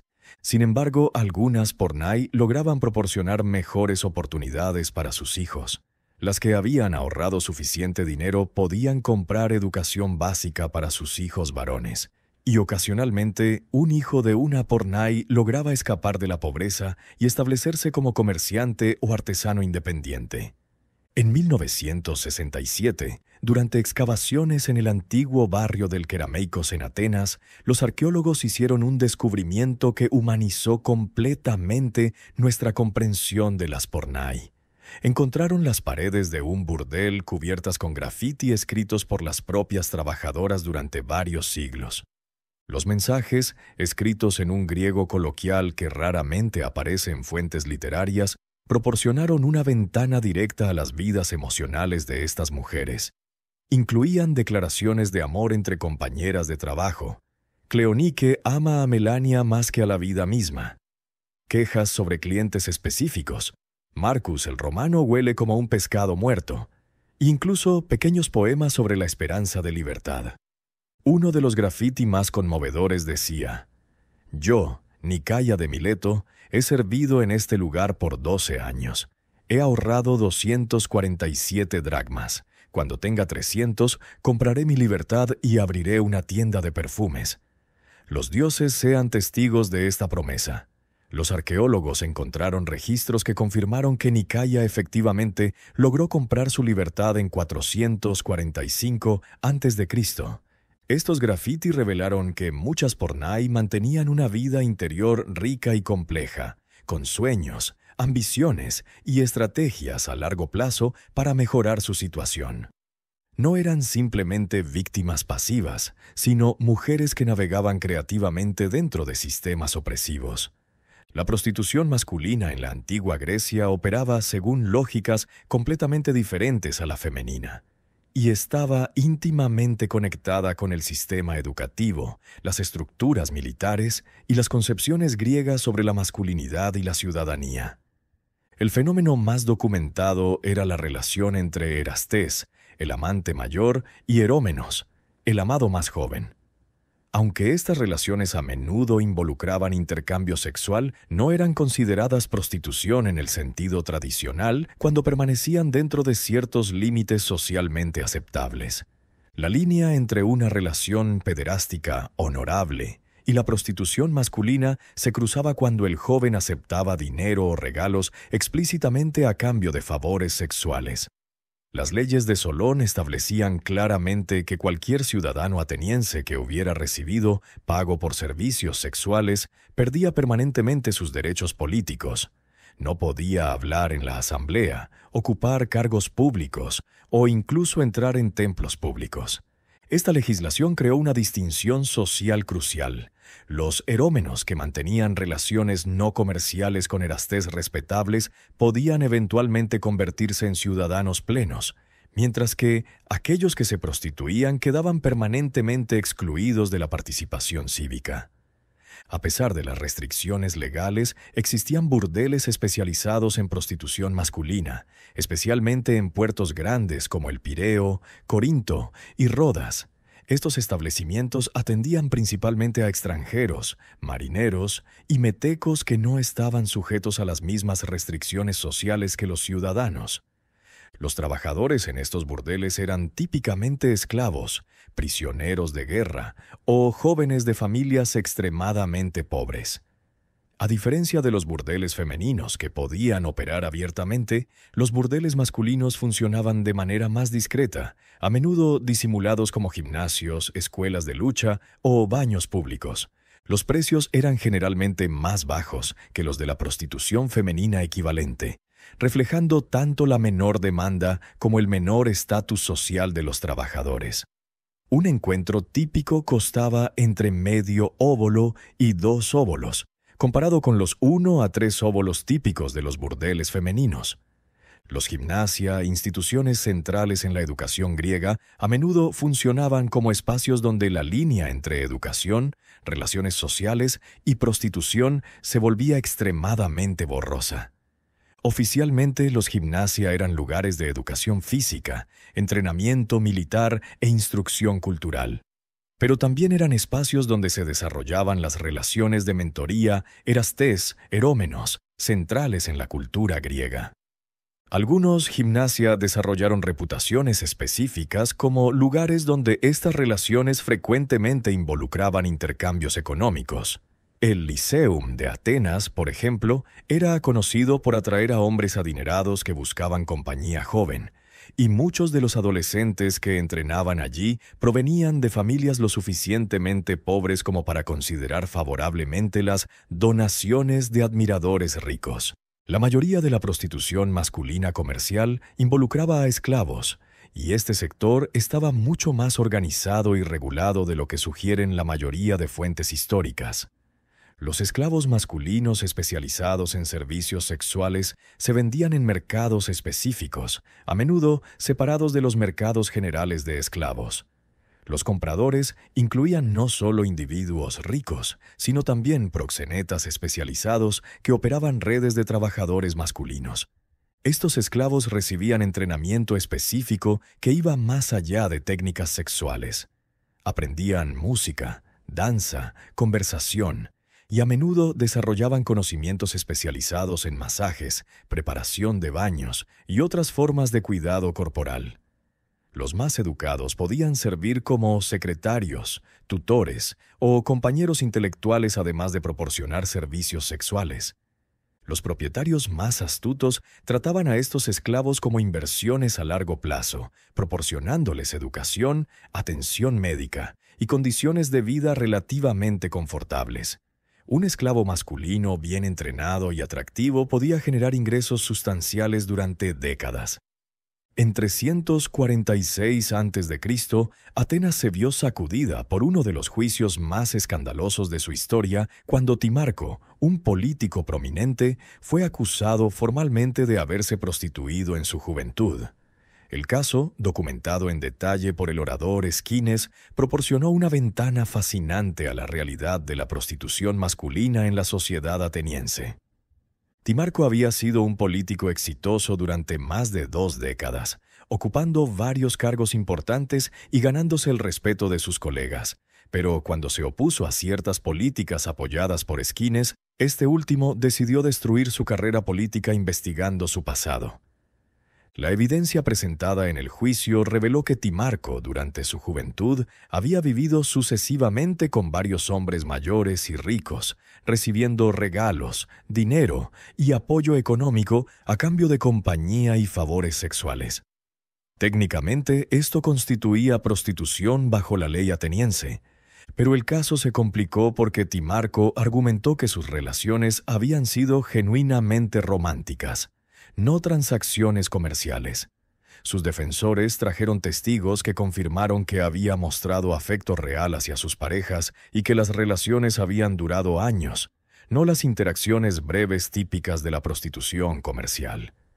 El jurado finalmente condenó a Timarco, pero la votación fue muy cerrada, y el caso generó debates intensos sobre dónde exactamente estaba la línea entre amor y comercio en las relaciones entre hombres. La medicina relacionada con la sexualidad y la prostitución se había convertido en una especialidad médica completamente desarrollada en el mundo griego, con sus propios practicantes, técnicas y literatura profesional. Los médicos que se especializaban en salud sexual y reproductiva eran conocidos como ginaikologoi, si trataban principalmente mujeres, o androlatrikoi, si se enfocaban en hombres. Pero muchos desarrollaron prácticas mixtas que atendían tanto a trabajadoras sexuales como a sus clientes. Estos médicos no solo trataban enfermedades, proporcionaban una gama completa de servicios que incluían anticoncepción, abortos, tratamiento de infertilidad, cirugía cosmética menor y lo que podríamos llamar medicina de rendimiento sexual. Algunos se hicieron extremadamente ricos. Tenemos registros de médicos sexuales que poseían múltiples propiedades y que fueron enterrados con lujos comparables a los de las familias aristocráticas más prominentes. Los antiguos griegos habían desarrollado una farmacología sorprendentemente sofisticada para cuestiones sexuales y reproductivas, basada en siglos de experimentación con plantas, minerales y productos animales. Los anticonceptivos incluían pesarios, dispositivos intrauterinos primitivos hechos de lana empapada en miel, aceite de oliva y jugo de limón. Una combinación que la ciencia moderna ha confirmado que efectivamente tiene propiedades espermicidas. También usaban supositorios vaginales hechos con una planta llamada silfio, que era tan efectiva como anticonceptivo que se sobreexplotó hasta la extinción. Los abortivos eran igualmente variados. La receta más común combinaba artemisa, ruda y mirra en una poción que se tomaba durante varios días. Aunque peligroso, este método era relativamente efectivo, especialmente si se usaba en las primeras semanas de embarazo. Para las enfermedades de transmisión sexual, los médicos griegos habían desarrollado tratamientos que, aunque no siempre efectivos, mostraban una comprensión sorprendentemente precisa de la naturaleza infecciosa de estas enfermedades. Los tratamientos incluían irrigaciones con vinagre y miel, ungüentos con propiedades antibacterianas y regímenes dietéticos diseñados para purificar el cuerpo. Los baños públicos griegos no eran solo lugares de higiene personal, funcionaban como centros de salud sexual donde trabajadoras y clientes podían recibir tratamientos preventivos y curativos. Los baños más sofisticados tenían secciones especiales equipadas con piscinas de diferentes temperaturas, salas de vapor con hierbas medicinales y áreas donde se proporcionaban masajes terapéuticos. Los asistentes de baño eran a menudo entrenados en técnicas médicas básicas y podían identificar síntomas de enfermedades comunes. Un aspecto particularmente interesante de estos baños era su función como espacios de educación sexual. Las prostitutas más experimentadas enseñaban a las más jóvenes no solo técnicas sexuales, sino también métodos de protección contra enfermedades, técnicas de higiene y estrategias para identificar clientes potencialmente peligrosos. En 1995, filólogos trabajando en el monasterio de Santa Catalina en Egipto descubrieron fragmentos de lo que claramente había sido un manual médico especializado en salud sexual, escrito por un médico llamado Metródoro que había practicado en Alejandría durante el siglo II a.C. El manual incluía secciones detalladas sobre anatomía sexual femenina y masculina, con diagramas que mostraban un entendimiento sorprendentemente preciso de la fisiología reproductiva. Pero lo más fascinante eran las secciones sobre prevención de enfermedades y técnicas contraceptivas. Metródoro describía métodos anticonceptivos que no reaparecerían en la medicina europea hasta el siglo XVIII. Incluían dispositivos intrauterinos primitivos, técnicas de esterilización temporal y combinaciones de hierbas que la investigación moderna ha confirmado que tienen propiedades anticonceptivas reales.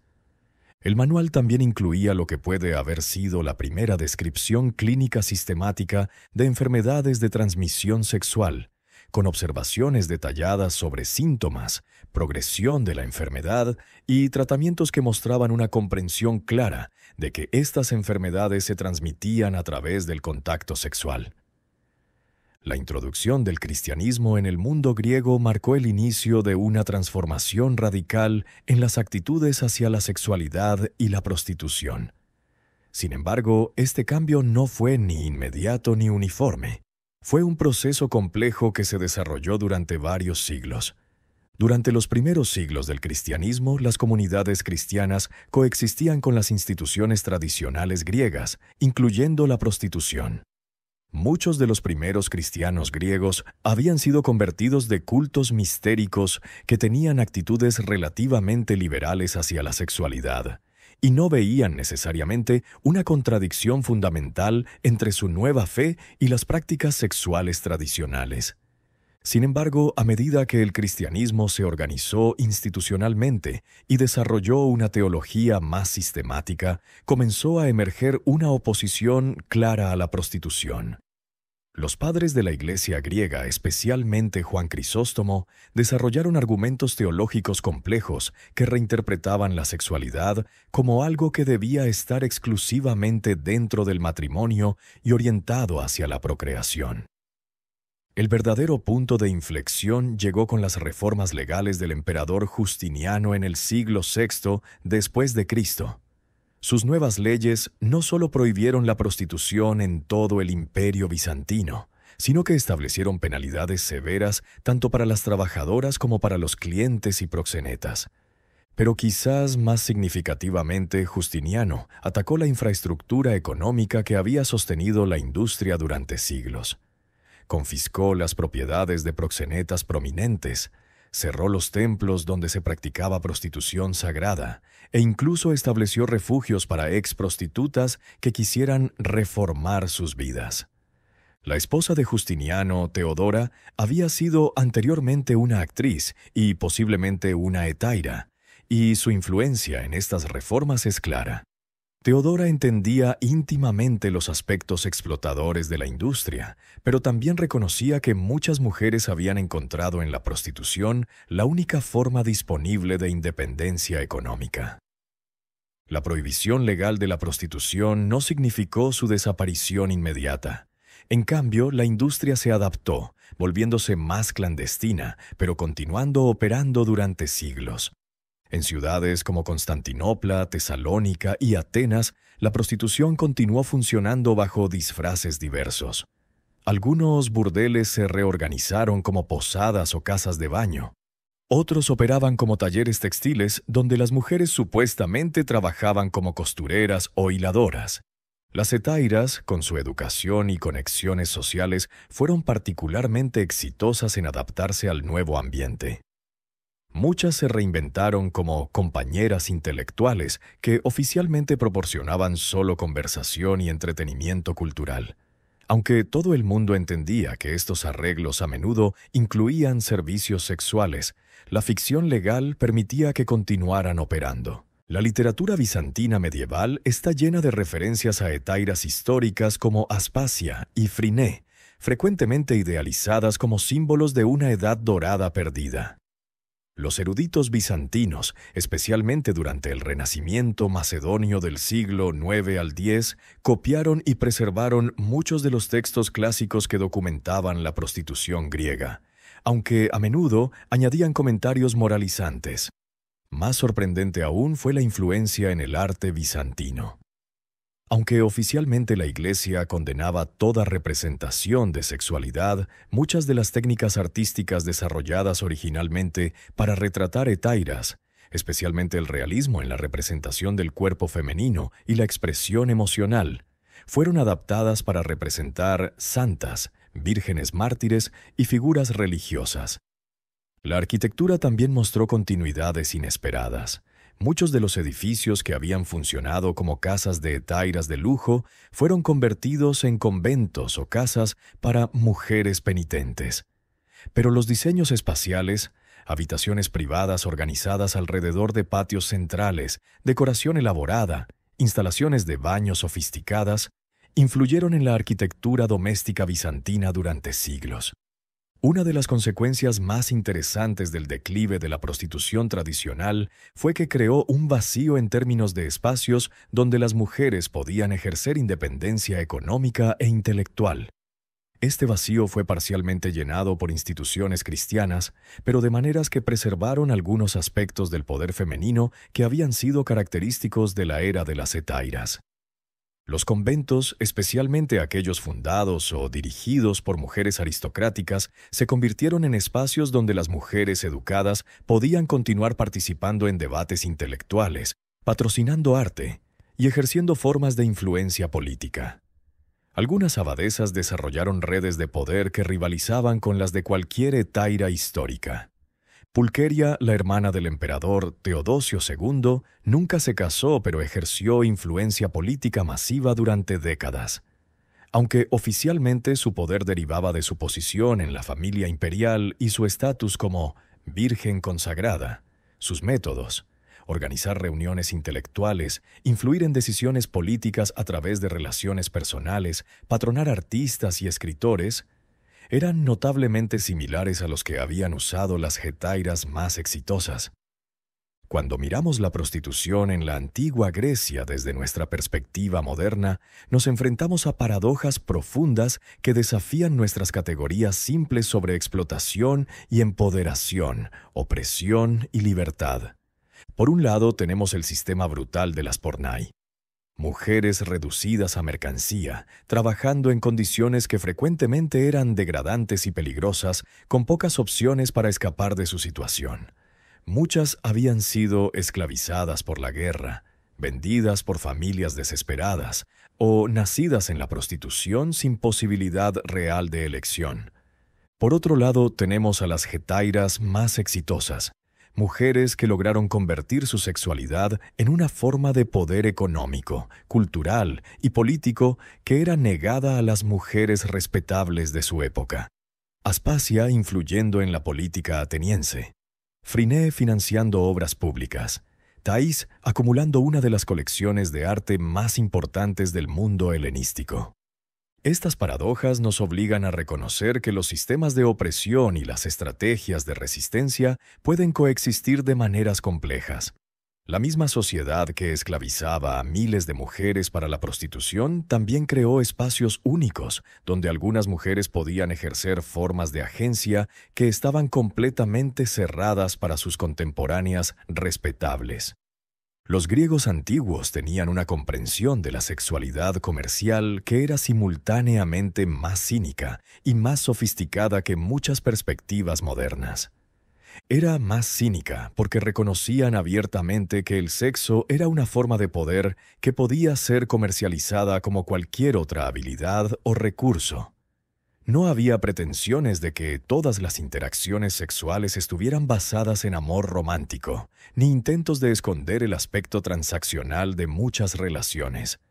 Pero era más sofisticada porque desarrollaron marcos institucionales complejos que reconocían diferentes tipos de trabajo sexual, diferentes niveles de agencia y consentimiento, y diferentes formas de integración con la sociedad más amplia. Una pornai, una hetaira y una hieródula operaban en mundos sociales completamente diferentes, con diferentes tipos de protecciones, oportunidades y restricciones. Los griegos también entendían algo que las sociedades modernas a menudo olvidan, que prohibir la prostitución no la elimina, simplemente la hace más peligrosa.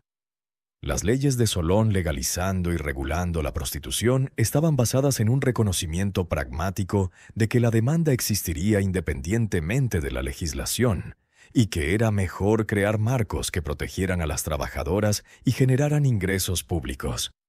Es tentador idealizar ciertos aspectos de la prostitución griega antigua, especialmente cuando contrastamos las libertades de las hetairas de élite con las restricciones impuestas a las mujeres en períodos históricos posteriores.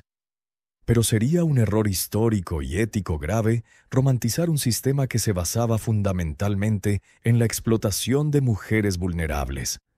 La mayoría de las mujeres involucradas en la prostitución griega no eran aspasias o phrynées, eran pornai anónimas que trabajaban en condiciones difíciles, con poca autonomía personal y pocas oportunidades de escapar de su situación. Por cada hetaira que logró influencia política o independencia económica, había cientos de mujeres que vivieron y murieron en relativa miseria. Al mismo tiempo, sería igualmente problemático ignorar las formas genuinas de agencia y poder que algunas mujeres lograron desarrollar dentro de este sistema. La historia de figuras como Aspasia no es solo una anomalía fascinante.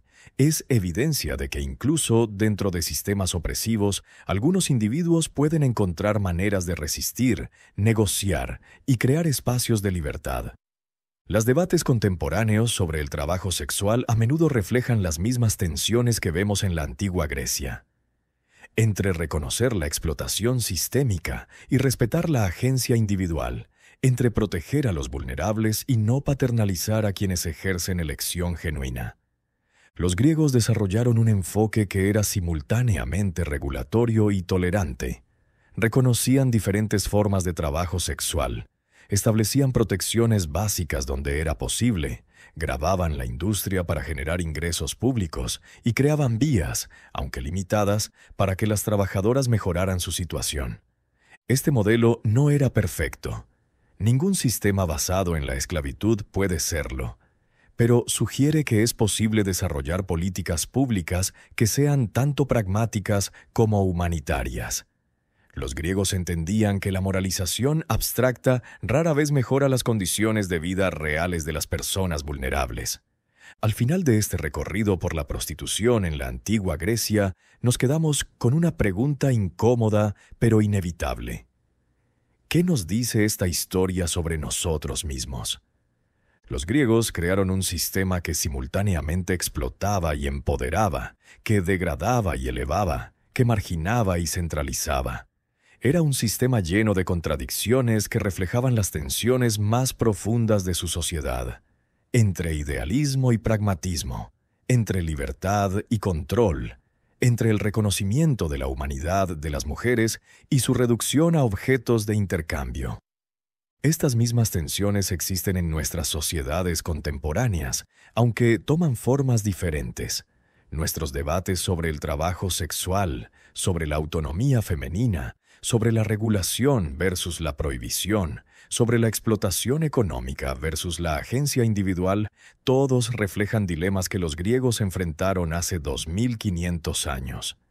La historia de la prostitución griega no nos proporciona respuestas fáciles a estos dilemas contemporáneos, pero sí nos recuerda que estos problemas son antiguos y complejos, que han resistido soluciones simples durante milenios y que tal vez deberíamos acercarnos a ellos con más humildad y menos certeza moral absoluta. También nos recuerda algo más fundamental, que las mujeres, incluso en las circunstancias más restrictivas, siempre han encontrado maneras de ejercer agencia, de crear significado, de resistir la reducción completa a objetos. Las hetairas que se convirtieron en consejeras políticas, las pornai que ahorraron para comprar su libertad, las hieródulas que desarrollaron conocimientos médicos especializados. Todas eran mujeres que rehusaron aceptar pasivamente los roles que la sociedad les había asignado. Esa capacidad de resistencia, creatividad y autorreinvención tal vez sea la lección más importante que podemos extraer de esta historia antigua. No es una lección sobre política o moralidad, sino sobre la naturaleza humana fundamental. Nuestra capacidad persistente de encontrar libertad incluso dentro de la opresión, de crear dignidad incluso en circunstancias indignas, de construir poder incluso desde posiciones de vulnerabilidad. En última instancia, la historia de la prostitución en la antigua Grecia es una historia sobre el ingenio humano ante la adversidad, sobre la complejidad irreducible de las relaciones humanas y sobre la necesidad constante de equilibrar ideales morales con realidades prácticas. Son lecciones que siguen siendo relevantes hoy, 2500 años después de que la última hetaira ateniense cerrara las puertas de su casa por última vez.